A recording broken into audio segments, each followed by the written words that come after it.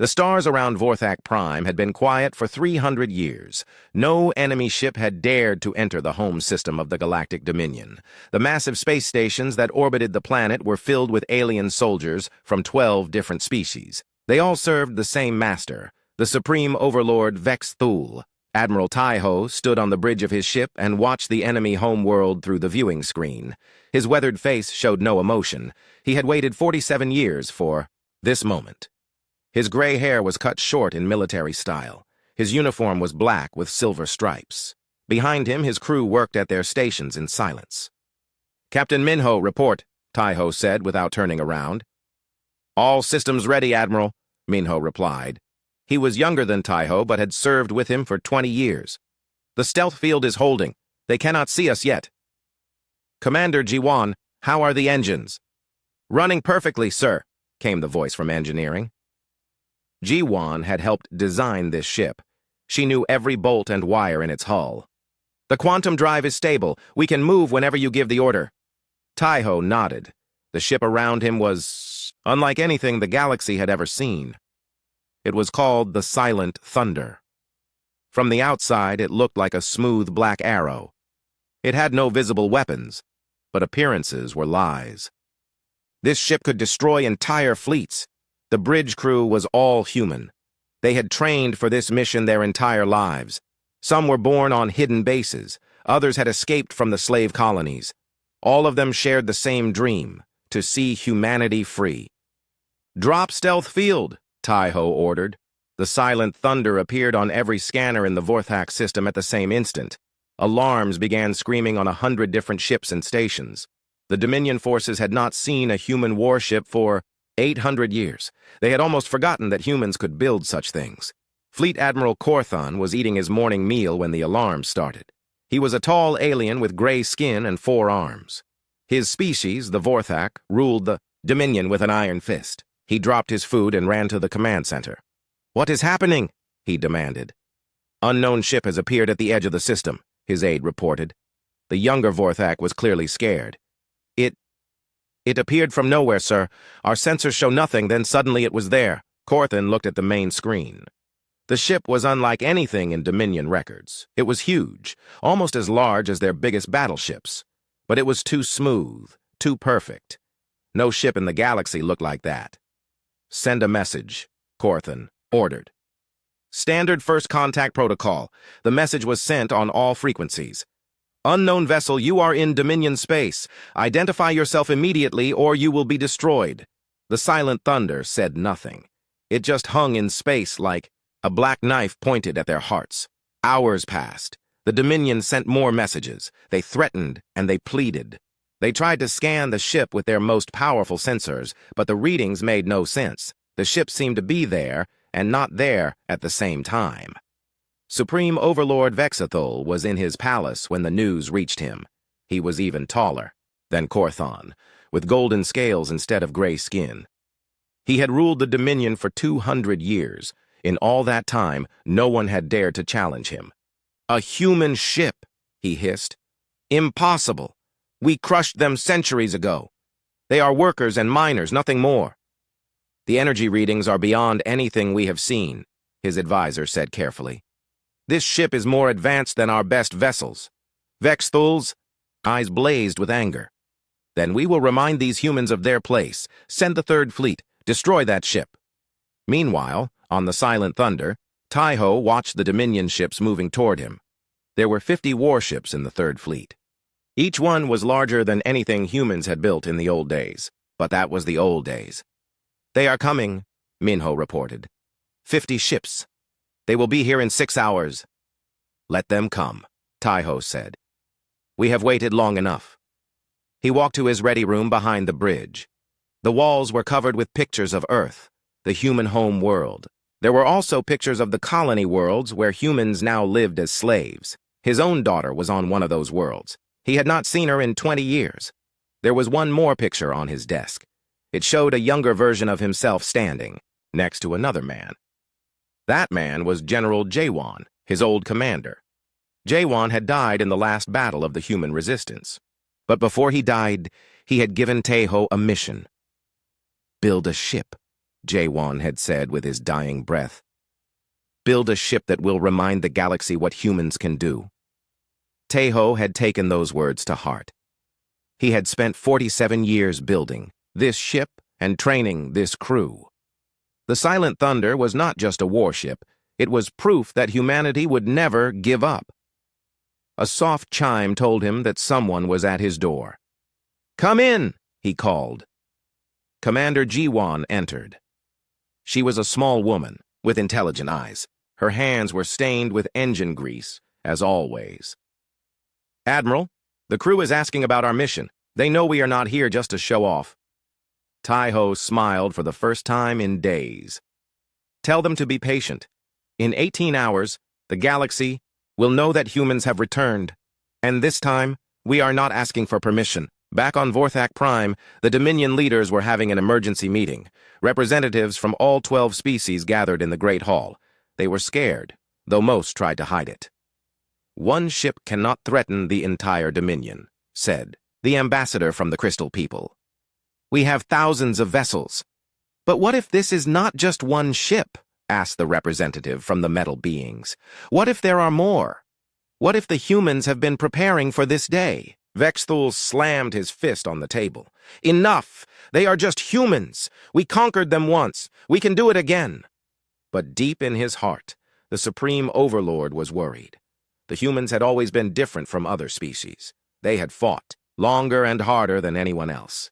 Even after their defeat, they had never truly accepted Dominion rule. There had always been small rebellions, always whispers of resistance. Now this ship had appeared from nowhere. It was too advanced, too perfect. Where had the humans found the technology to build such a thing? On the Silent Thunder, the countdown continued. The Third Fleet was getting closer. Soon there would be battle. Taeho stood on his bridge and watched the enemy ships approach. His crew was ready. They had trained for this their entire lives. "Admiral," Minho said quietly, "the Third Fleet will be in weapons range in 30 minutes. "Good," Taeho replied. "Signal all stations. Prepare for combat." The bridge crew moved with practiced efficiency. Weapon systems came online. The shields that protected the ship began to glow with energy. The Silent Thunder was ready for war. But Taeho had one more thing to do. He opened a communication channel that reached across the entire galaxy. It would take time for the message to reach all the human colonies, but it would get there. "My fellow humans," he said into the microphone. "For 847 years, we have lived under the boot of the Dominion. We have mined their rocks and built their cities. We have bowed our heads and called them master. But we never forgot who we are. We never stopped believing that someday we would be free. That day has come. This is Admiral Taeho of the Silent Thunder. The liberation of humanity begins now." He closed the channel and looked at his crew. They were all staring at him with hope in their eyes. These brave men and women had given up everything for this moment. "Minho, when the enemy ships are in range, you may fire." The battle for humanity's future was about to begin. The Third Fleet opened fire first. 50 ships launched their weapons at the Silent Thunder. Bright energy beams cut through space like deadly lightning. Missiles followed, each one carrying enough explosive power to destroy a city. But something impossible happened. The weapons passed right through the Silent Thunder as if it was not there. The ship seemed to flicker like a ghost. The Dominion weapons hit empty space and exploded harmlessly. "What is happening?" Fleet Admiral Korthon shouted from his flagship. "Why are our weapons not hitting?" His sensor officer was staring at his screen in confusion. "Sir, the readings make no sense. The ship is there, but it is also not there. Our computers cannot lock onto it." On the Silent Thunder, Commander Jiwon smiled as she watched her quantum shields work perfectly. "Phase shifting is holding steady," she reported to Admiral Taeho. "Their weapons cannot touch us while we are between dimensions." Taeho nodded. The technology that protected his ship was beyond anything the Dominion had ever seen. It had taken 47 years to perfect. The idea had come from a brilliant human scientist named Dr. Yunji. Taeho remembered the day he had first met Dr. Yunji. It was during the last days of the human resistance. The Dominion forces were closing in on their hidden base. Most of the human leaders thought the war was over. But Dr. Yunji had other ideas. "We cannot win with ordinary weapons," she had told General Jaewon. "But what if we could build weapons That worked differently. What if we could make our ships exist in two places at once? At the time, her ideas had seemed like fantasy, but General Jaewon had believed in her. He had ordered his best people to help her with her research. Even as the base was under attack, Dr. Yoonji worked on her equations. "Promise me something," General Jaewon had said to Taiho as he lay dying. "Promise me you will find Dr. Yoonji. Help her finish her work. Build the ship she dreams of." Taiho had kept that promise. After the fall of the resistance, he had searched for Dr. Eunji for 3 years. He finally found her on a mining colony, working as a simple laborer. But her mind was still sharp. Her dreams were still alive. Together, they had built the Silent, Thunder in secret. They had found other humans who shared their dream. Engineers, soldiers, scientists, all of them working toward the same goal. Freedom. The Dominion had never suspected. They thought humans were too broken to fight back. They thought the spirit of resistance had died with General Jaewon. They were wrong. "Admiral, incoming message from the Dominion fleet," Captain Minho reported. "Put it on screen," Taiho ordered. The face of Fleet Admiral Korthan appeared on the viewing screen. The alien leader looked angry and confused. "Human vessel, you will surrender immediately. Your weapons cannot protect you forever." Taiho stepped forward so the alien could see him clearly. "I am Admiral Taiho of the Human Liberation Fleet. We do not surrender. We do not bow. We do not serve." "You are criminals," Korthan snarled. "The humans agreed to serve the Dominion 800 years ago. That agreement is still in force." "There was no agreement," Taiho said coldly. "There was only conquest and betrayal." The words hit deep. Taiho remembered the real history, not the lies the Dominion told. Humanity had not surrendered willingly. They had been betrayed by one of their own leaders. A woman named Counselor Sumin had opened the door for the Dominion invasion. Sumin had promised the aliens that humans would not resist if they were treated fairly. She had believed the Dominion's lies about peace and cooperation. But the moment the human defenses were down, the Dominion had shown their true nature. They had enslaved entire populations and scattered humanity across the galaxy. Sumin was still alive. She now served on the Dominion Council as the official representative of humanity. She lived in luxury while her people suffered in the mines. Taiho had plans for her as well. "Your resistance ends now," Korthan continued. "You are one ship against thousands. You cannot win." "Watch us," Taiho said, and cut the communication. He turned to his weapons officer. "Lieutenant Hyunwoo, target their lead ship. Show them what human technology can do." Hyunwoo was a young man with steady hands and sharp eyes. He had been born on a secret base and had never known slavery. His fingers moved over his controls with practiced skill. "Target locked, Admiral. Quantum disruptor ready. Fire." The Silent Thunder's main weapon was invisible to normal sensors. It was a beam of pure quantum energy that could tear apart the bonds between atoms. The weapon hit the Dominion flagship, and the huge ship simply came apart. It did not explode. It just fell into pieces like a puzzle someone had knocked over. The other 49 ships in the Third Fleet stopped firing. They had never seen anything like this. Their most powerful vessel had been destroyed by a weapon they could not even see. "By the Void," whispered Korthan as he watched his flagship crumble. He was now commanding from a smaller ship. "What kind of weapon is that?" His science officer was running scans desperately. "Sir, I am detecting quantum fluctuations. Somehow, they are using the energy that holds atoms together as a weapon. Our shields cannot stop it because it works on a level beneath matter itself." Korthan felt a chill run through his body. If the humans had weapons like this, everything had changed. The Dominion's military advantage was gone. On Vorthak Prime, Supreme Overlord Vex Thul was watching the battle through his personal communication system. He saw his mighty flagship fall apart like wet paper. He saw the fear in his admiral's eyes. "Impossible," he hissed. "How did primitive humans develop such technology?" His chief advisor, a nervous creature with too many eyes, spoke carefully. "My lord, perhaps they are not primitive anymore. It has been 8 centuries since we conquered them. Perhaps they have been planning this for a very long time." Vexthul's golden scales turned dark with rage. "Then we will crush them before they can spread this rebellion. Send the entire home fleet, every ship we have. My lord, that is over 300 vessels. If we send them all away from Vorthak Prime, our home world will be defenseless. One human ship cannot threaten our capital, Vexathul snarled. Send them all! I want that ship destroyed! But even as he gave the order, doubt crept into his mind. The humans had been quiet for so long. They had seemed beaten, broken. But what if they had been hiding their true strength? What if this was not just one ship, but the beginning of something much larger? On the Silent Thunder, Admiral Taiho was thinking about the same thing. His ship was powerful, but it was only one vessel. The real test would come when the Dominion sent their entire fleet against him.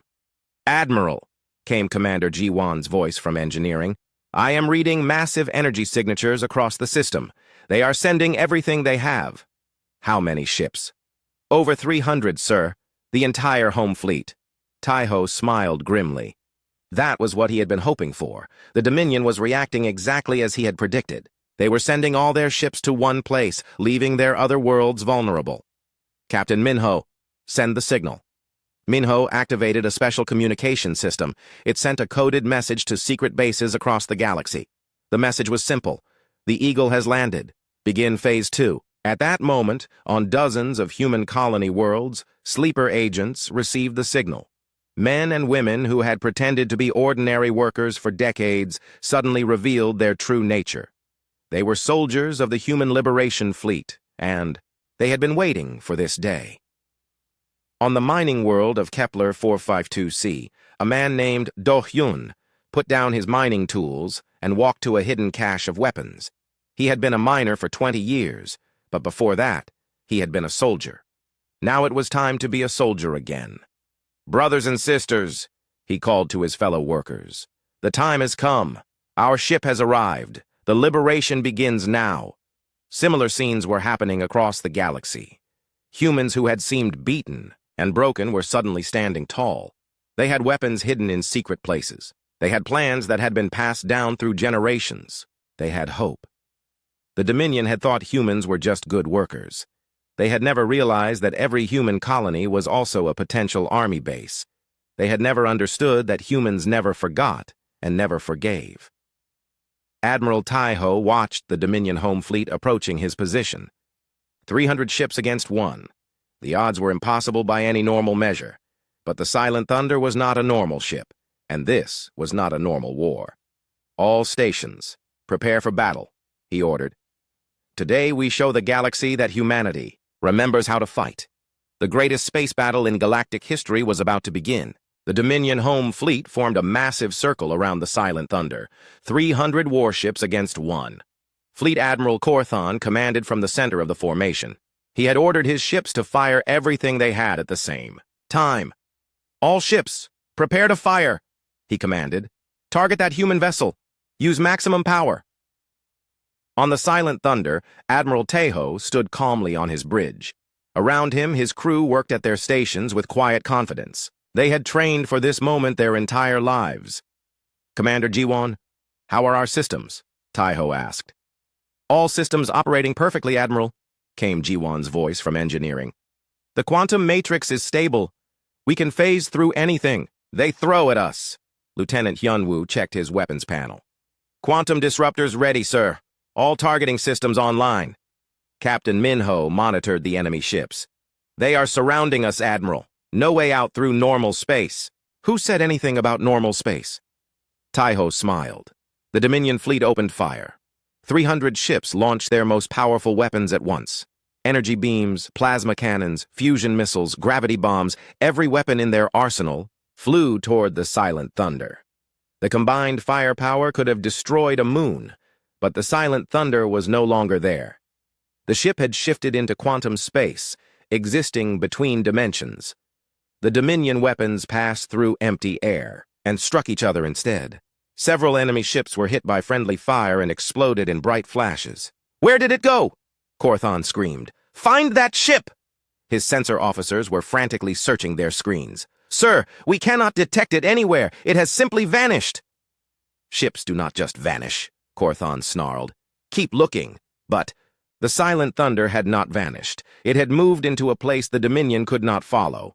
In quantum space, the ship existed as pure energy. It could travel instantly to any point in normal space. It could see everything while remaining invisible. Commander Ji-won monitored the quantum drive from her engineering station.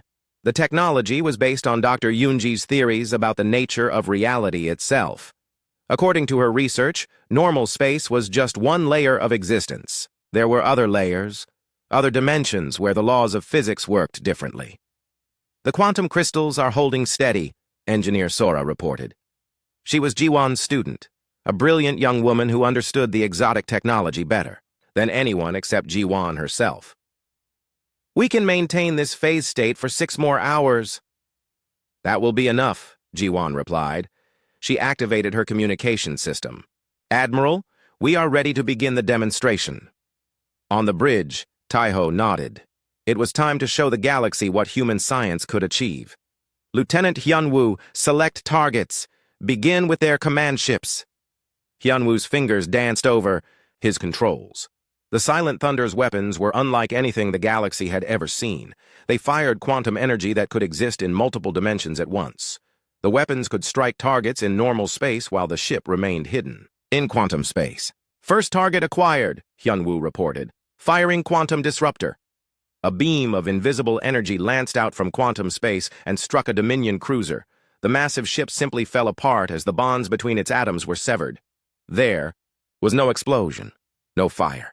The ship just became a cloud of floating metal and debris. Second target acquired. Firing. Another Dominion ship collapsed into pieces. Then another. The enemy fleet was being destroyed by weapons they could not see from a ship they could not find.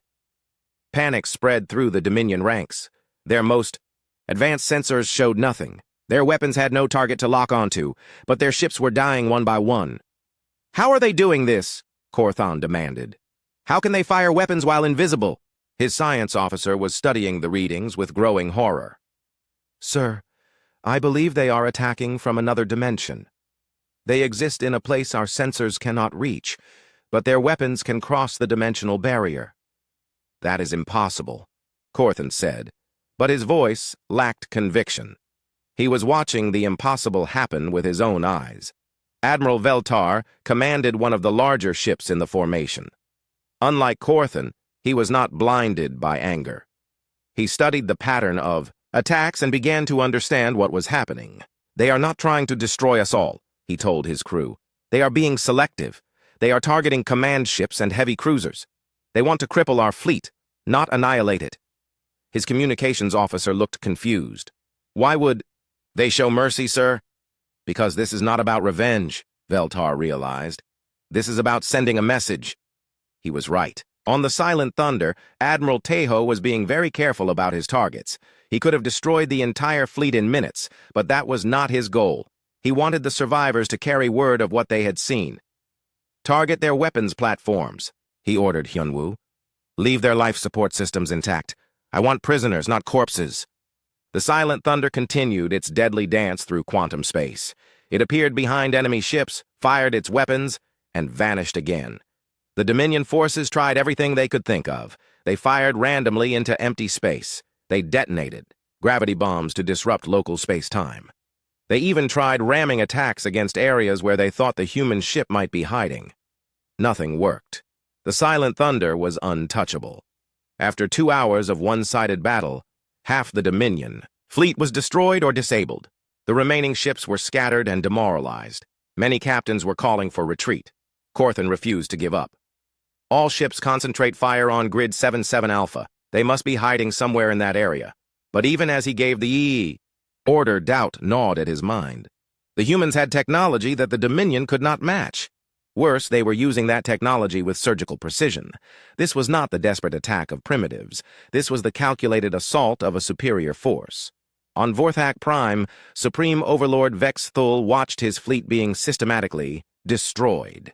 His golden scales had turned black with rage and fear. For the first time in 200 years of rule, he was facing an enemy he could not crush. Contact Counselor Suman, he ordered his communication staff. Bring her to me immediately. Suman was the human representative on the Dominion Council. She had served the Dominion faithfully for decades, believing that cooperation was better than resistance. But as she hurried to Vexthul's palace, she wondered if she had been wrong all along. She found the Supreme Overlord in his war room, staring at the tactical displays. The markers that represented his ships were disappearing one by one. "Explain this to me," Vexthul hissed without turning around. "How do your people possess such technology?" Sumin studied the displays with growing amazement. I do not know, my lord. The human colonies have no advanced technology. They barely have the tools needed for mining and farming." "Then where did this ship come from?" Vexthul spun around to face her. His eyes blazed with fury. "How did primitive humans build something that can destroy our finest vessels?" Sumin felt a chill of realization. Perhaps they are not primitive anymore. Perhaps they never were. "My lord, what if the humans you conquered 800 years ago were not showing you their true capabilities? What if they let you win the first war?" The idea was terrifying. If humans had been hiding their true strength for 8 centuries, planning and preparing for this moment, then the entire foundation of the Dominion was built on lies. Back in space, the Silent Thunder continued its demonstration. Admiral Tejo was pleased with the results. His weapons officer had disabled or destroyed 70 ships without taking any damage in return.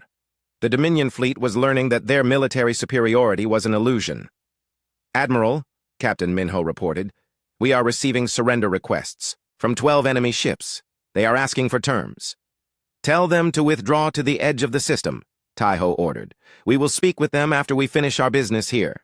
He opened a communication channel to the remaining Dominion ships. "This is Admiral Tejo. Your fleet is beaten. Withdraw now, and no more of your people will die." Korthan's face appeared on the screen. The alien admiral looked older and more tired than he had a few hours ago. "What do you want, human?" "I want you to take a message to your masters," Tejo replied. "Tell them that humanity remembers every injustice. Tell them that we have spent 800 years preparing for this day. Tell them that we are no longer the broken people you conquered. We are something new, something stronger." "This is just one ship," Korthan said, but his voice lacked confidence. "Even if you destroy this fleet, we have thousands more vessels." "Do you?" Tejo smiled coldly. "Are you sure about that? While you have been focused on me, what do you think has been happening on the colony worlds? How many of your other fleets are under attack right now?" The color drained from Korthan's face as he understood the implications. This had never been about one ship. This was a coordinated rebellion across the entire galaxy.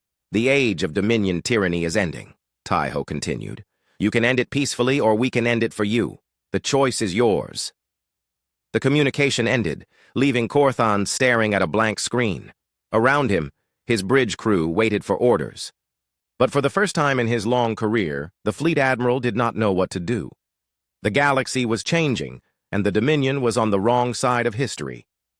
The message from Admiral Tejo spread across the galaxy like wildfire.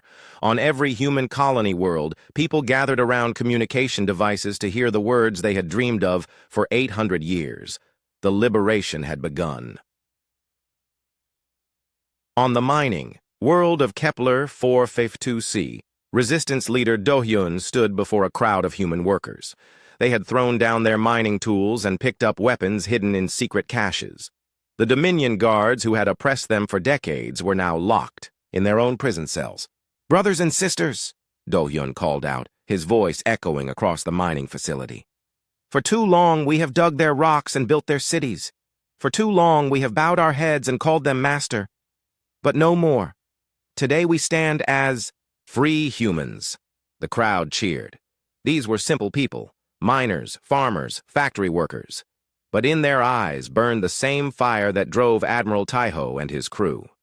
They had never forgotten who they were.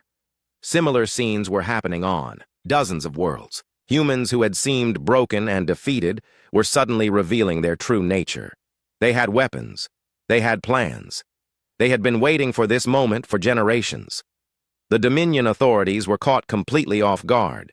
They had always seen humans as the most obedient of their subject species. Human rebellions were rare and usually small. They had never imagined that every human colony was a potential army base. General Krixvol was the Dominion commander responsible for the outer colonies. He was a practical soldier who understood warfare better than politics. As reports flooded in from across his territory, he began to see the scope of what was happening. "Sir, we have uprising reports from 18 different systems," his aide reported. "Human populations are seizing control of mining facilities, farms, and factories.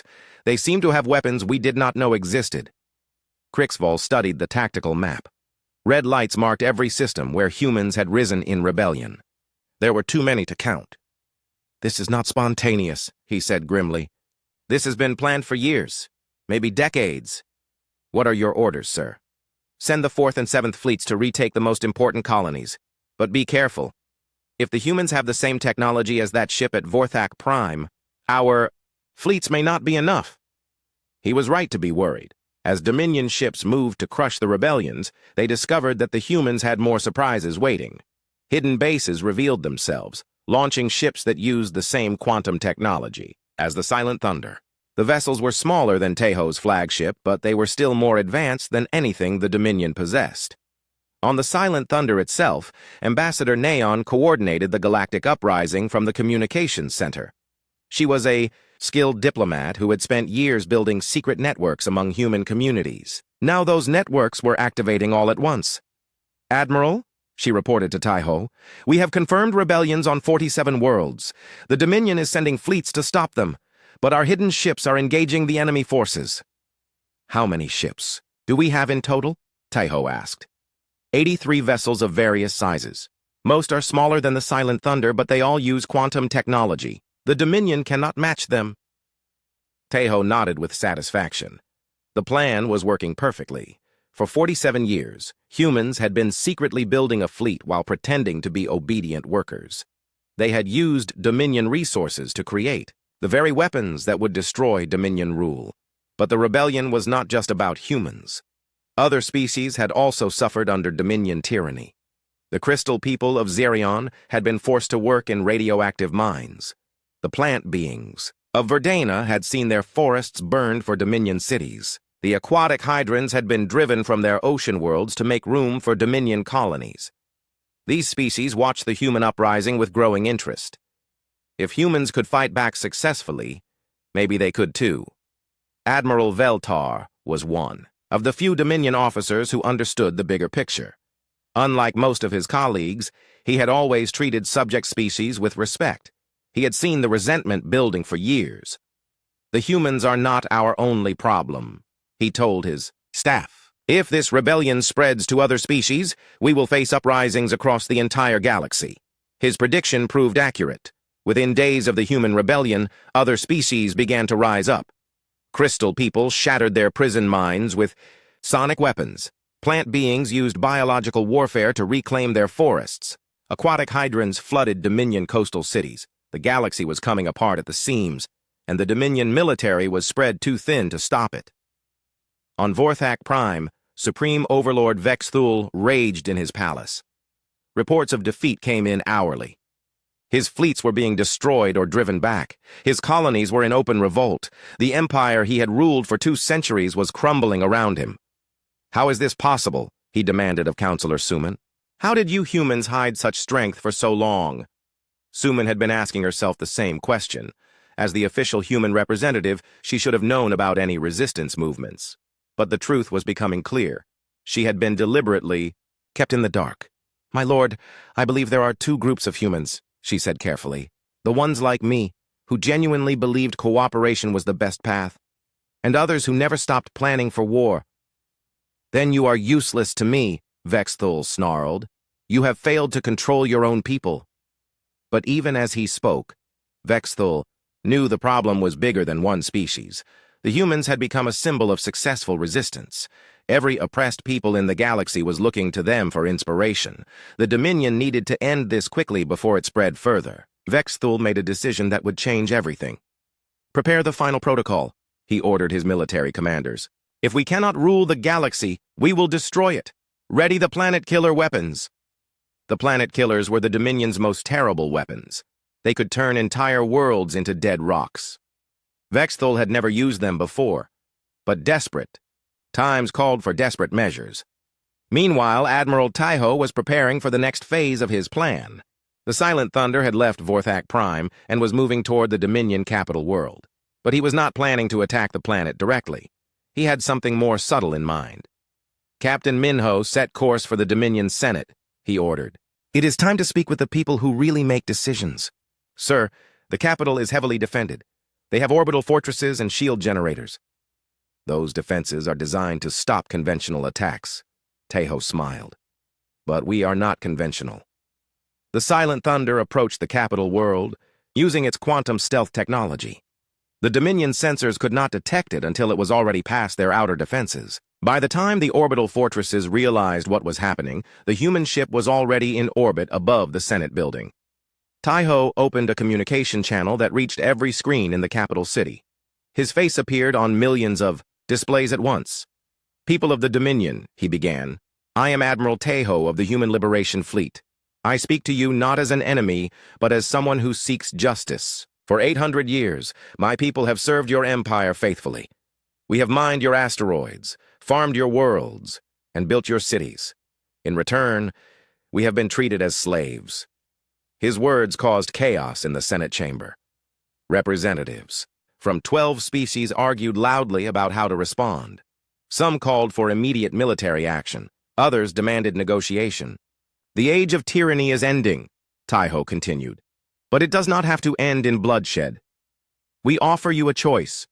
Recognize the rights of all species to self-determination, and there can be peace.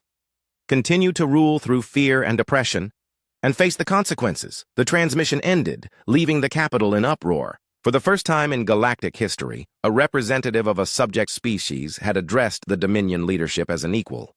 The symbolic impact was enormous, but Vex Thul was not interested in symbols. He had made his decision. If the Dominion could not rule the galaxy, then no one would. Activate the planet killers, he commanded. Target every world in rebellion. Destroy them all. The order sent chills through his staff. The planet killer weapons would not just destroy the rebellious colonies. They would kill billions of innocent people, including members of loyal species who happened to live on those worlds. My lord, his aide said carefully, the weapon satellites are in position. But sir, using them will make us no better than the worst tyrants in galactic history. I am already the worst tyrant in galactic history, Vex Thul replied coldly. At least I will be remembered. He reached for the activation controls. But before he could touch them, alarms began screaming throughout the palace. The Silent Thunder had appeared directly above the building, its quantum weapons targeted at the command center. Stand down, Vex Thul, came Admiral Taiho's voice over the communication system. Your war is with us, not with innocent civilians. The final confrontation was about to begin. Supreme Overlord Vex Thul stood in his command center, his hand hovering over the planet killer activation controls. Above him, the Silent Thunder waited in orbit like a sword hanging over his head. The most powerful being in the galaxy faced the most advanced warship ever built. You cannot stop me, human, Vex Thul hissed into his communicator. Even if you destroy this palace, the weapon satellites are automated. They will fire regardless. On the Silent Thunder, Admiral Taiho studied the tactical display. His sensors showed hundreds of weapon platforms scattered throughout the galaxy. Each one could destroy an entire planet. If Vex Thul activated them, billions would die. Commander Jiwan, can we disable the satellites? He asked. Not all of them, came Jiwan's reply from engineering. They are spread across too many systems. We would need hours to reach them all. And we would have to reveal ourselves to do it, added Captain Minho. The moment we attack one satellite, they will activate the others. Taiho closed his eyes and thought. This was the moment he had feared. The Dominion was willing to commit genocide rather than accept defeat. The price of freedom might be higher than anyone could pay. There is another way, said a quiet voice from behind him. Taiho turned to see Ambassador Neon approaching. The diplomat had been working at her station, coordinating with resistance cells across the galaxy. Her face was pale, but determined. What are you thinking? Taiho asked. We do not need to destroy the satellites, Neon explained. We need to turn them against each other. If we can hack into their communication network, we can make them target each other instead of the planets. The satellites are heavily encrypted, Minho pointed out. Breaking their codes could take days. Not if we had help from the inside, Nayan said. She activated her communication panel.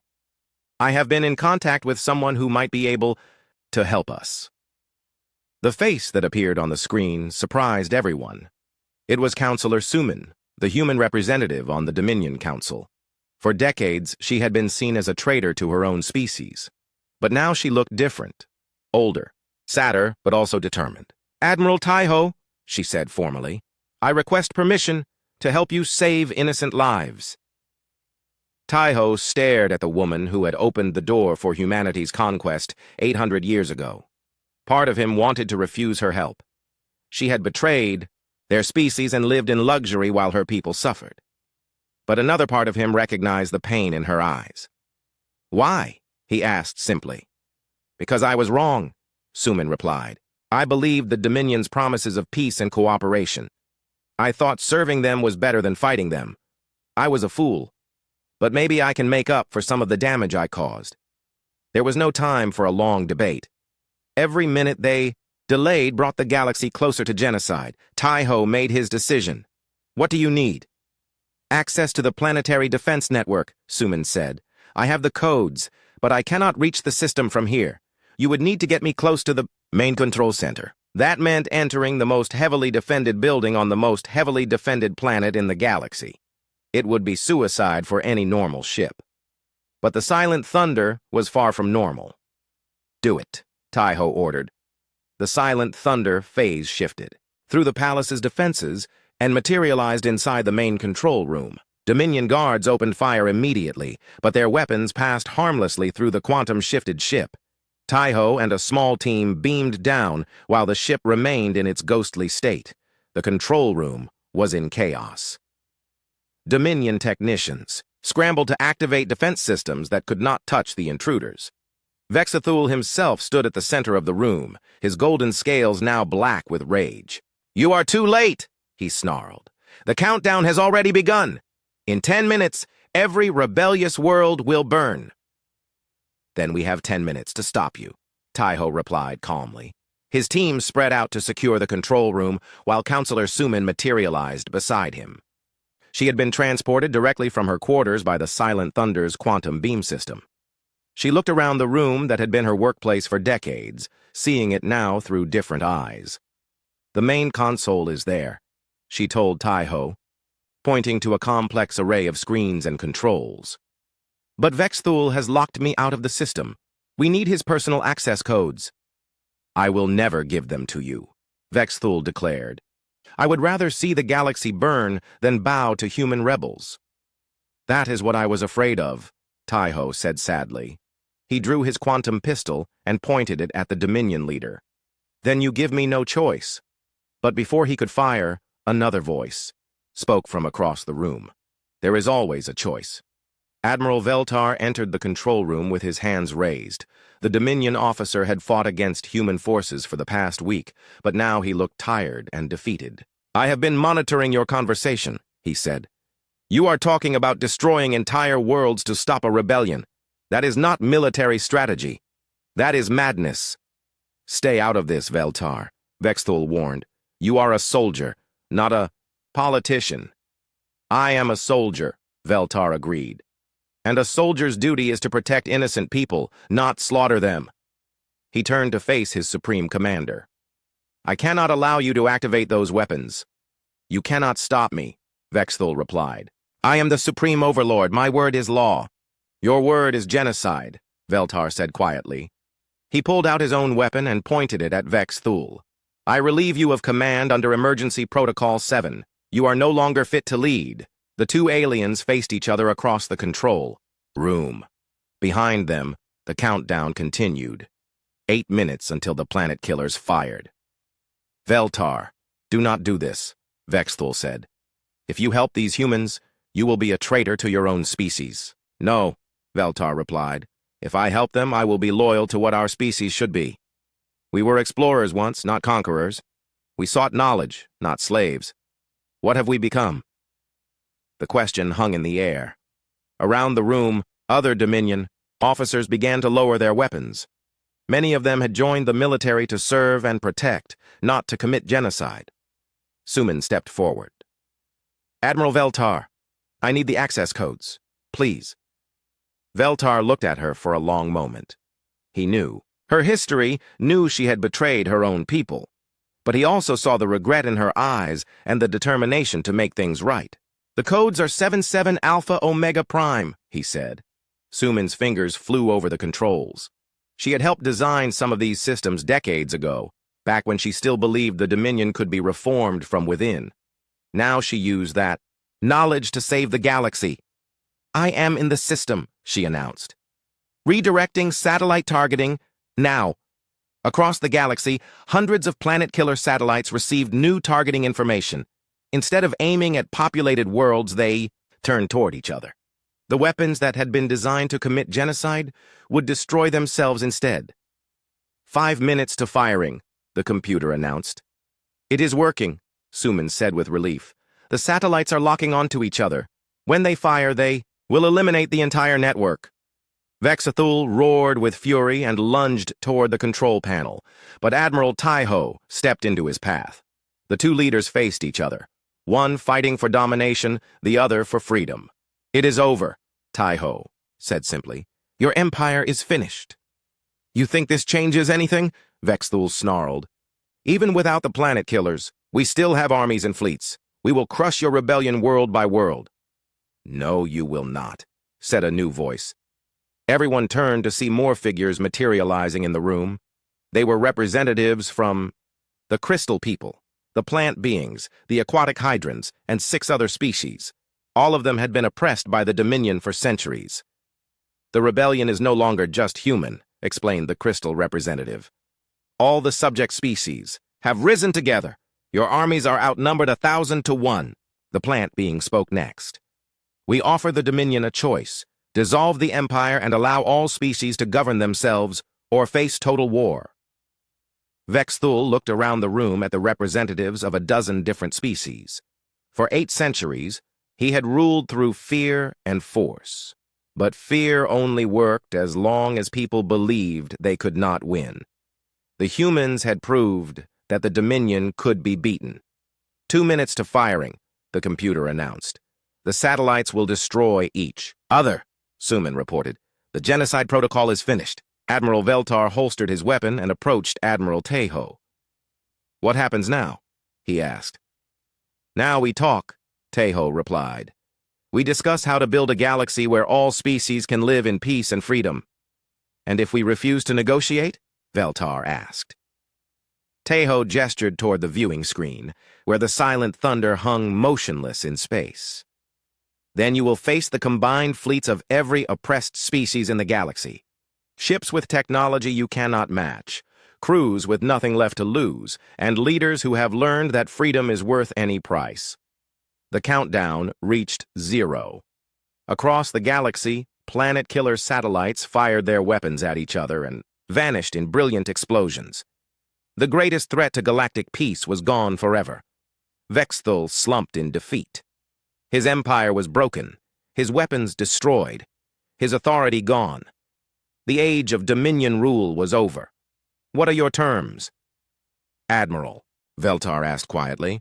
6 months after the fall of the Dominion, representatives from 37 different species gathered on the neutral world of Harmony Station.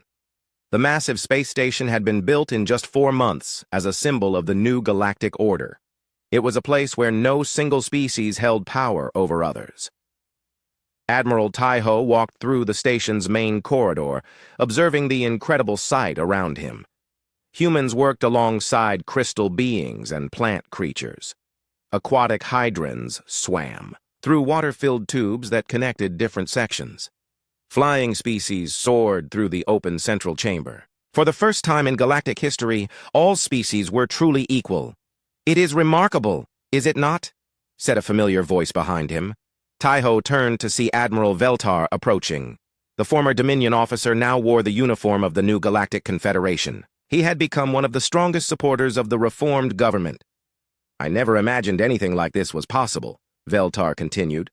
When I served the Dominion, I thought order could only come through force. I was wrong. Force creates obedience, not order, Taiho replied.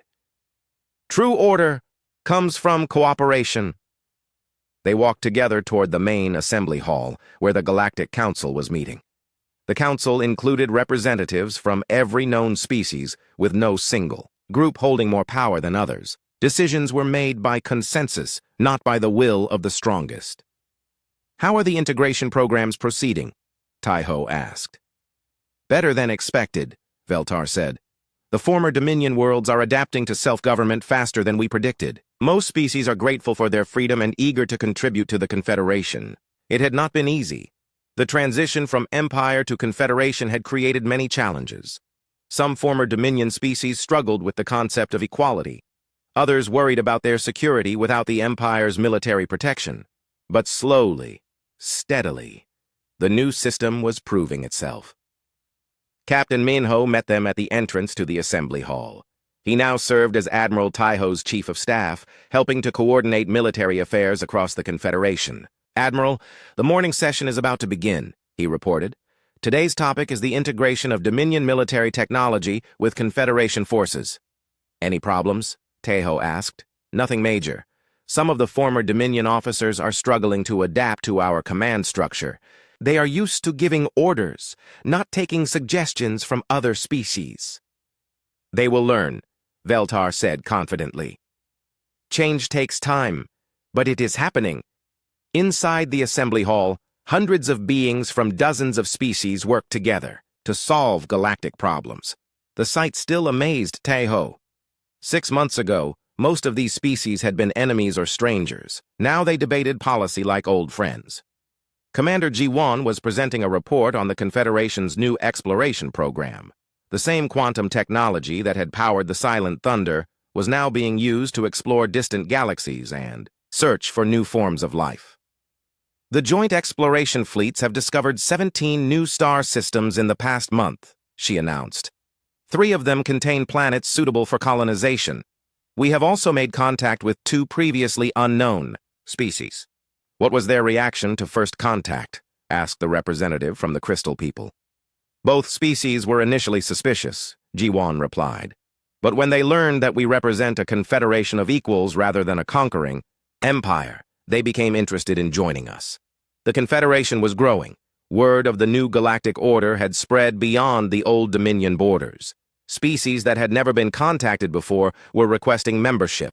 The galaxy was becoming a larger, more diverse place every day. Dr. Yunji, now elderly but still brilliant, stood to address the assembly. She had become the Confederation's chief science advisor, leading research projects that benefited all member species. The quantum research program has made significant breakthroughs, she announced. We have developed new medical technologies that can heal injuries thought to be permanent. Our agricultural advances can increase crop yields by 300%. Our environmental restoration systems can repair damage caused by centuries of industrial pollution. The applications of quantum science seemed endless. The same principles that had made the Silent Thunder invincible were now being used to improve life for billions of beings across the galaxy. Ambassador Nayan stood to give her report on diplomatic affairs. She had become the Confederation's chief ambassador, working to build relationships with species throughout known space. We have received formal requests for membership from 8 new species this month, she announced. Our diplomatic corps is working to evaluate their applications and help them prepare for integration. What about the former Dominion leadership? Asked the plant being representative. Have there been any problems with them? Nayon glanced at Taiho before answering. Former Supreme Overlord Vexthul remains in exile on the prison world of Tartarus. He has made no attempts to contact his former supporters. Most former Dominion officials have adapted well to the new system. It was true, but the transition had not been without problems. Some die-hard Dominion loyalists had attempted to organize resistance movements. A few former military commanders had tried to establish their own mini-empires in remote star systems. But without popular support or advanced technology, these attempts had all failed. The Confederation's policy toward former enemies was based on justice rather than revenge. Low-level Dominion officials who had not committed major crimes were allowed to keep their positions if they swore loyalty to the new government. Higher-ranking officials were judged based on their individual actions. Only the worst war criminals were imprisoned. "What about Counselor Sumin?" someone asked. Taiho answered this question himself. Counselor Sumin has been appointed as head of the Reconciliation Commission. She is working to heal the divisions between species and help former enemies become friends. It had been a controversial decision.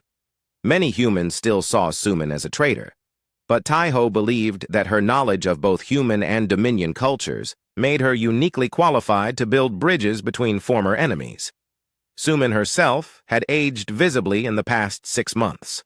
The weight of her past mistakes and her current responsibilities had taken a toll, but she worked tirelessly to make amends. For her role in humanity's conquest, Lieutenant Hyunwoo, now Captain Hyunwoo, presented the military report. The Confederation's armed forces were unlike anything the galaxy had ever seen. Instead of separate species maintaining their own militaries, all member worlds contributed ships and personnel to joint fleets. The integration of different military traditions has created some challenges, he admitted. Crystal people prefer defensive strategies, plant beings favor biological warfare, humans rely on technology and surprise. But we are learning to combine these approaches into something stronger than any single species could achieve alone. The Confederation military was not designed for conquest. Its purpose was defense and peacekeeping. The joint fleets patrolled the borders, protected trade routes, and helped resolve disputes between member worlds. Engineer Sora, now Chief Engineer Sora, reported on the massive construction projects taking place across the galaxy. New space stations were being built to facilitate trade and communication. Damaged worlds were being repaired using advanced restoration technology. Former slave colonies were being transformed into thriving centers of commerce and culture. The most ambitious project is the completion of the Galactic Communication Network, she announced. When finished, it will allow instant communication between any 2 points in the galaxy. No species will ever again be isolated or cut off from the galactic community. As the day's sessions concluded, Taiho walked to the observation deck of Harmony Station. Through the massive windows, he could see ships from dozens of different species coming and going. The variety was incredible. Sleek human vessels, crystalline ships that looked like floating gems, organic plant ships that seemed to be alive, and many others. Captain Minho joined him at the window. "Do you ever miss it?" he asked. "Miss what?" "The old days. When it was just us against the galaxy. When we had a clear enemy to fight." Taiho considered the question. "No," he said finally. "War is simple. Peace is complicated. But I would rather deal with the complications of peace than the simplicity of war. The Silent Thunder has been decommissioned," Minho mentioned. "They are converting it into a research vessel." "Good," Taiho replied. "It was built as a weapon of liberation. Now that we are free, it can serve a better purpose." Commander Jiwon approached them, carrying a datapad with the latest reports from across the galaxy. "Admiral, we have received a message from the exploration fleet in the Andromeda sector. They have made contact with an advanced civilization that spans an entire galaxy. They are interested in establishing diplomatic relations." The news was exciting but not surprising. The galaxy seemed to be full of intelligent life. As the Confederation grew and explored, they encountered new species almost every month. Each contact brought new opportunities for trade, learning, and friendship. "What do we know about them?" Taiho asked. "They call themselves the Harmony Collective," Jiwon replied. "They have a governmental system similar to ours, a voluntary association of equal species. They have been watching our transformation from EME.